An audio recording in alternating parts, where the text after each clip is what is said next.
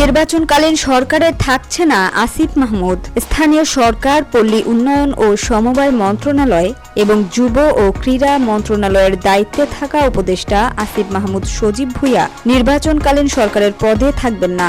যুক্তরাষ্ট্র ভিত্তিক গণমাধ্যমে দেয়া বক্তব্যে তিনি জানান, 2018 সাল থেকে রাজনীতিতে যুক্ত থাকার কারণে নির্বাচনের তফসিল ঘোষণার আগে তিনি সরকার থেকে সরে যাবেন।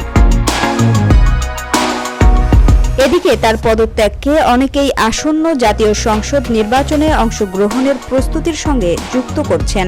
আসিফ মাহমুদ বলেন, নির্বাচনকালীন সরকারের দায়িত্বে থাকলে কোনো কনফ্লিক্ট অব ইন্টারেস্ট দেখা দিতে পারে, তাই তিনি পদ থেকে সরে যাচ্ছেন।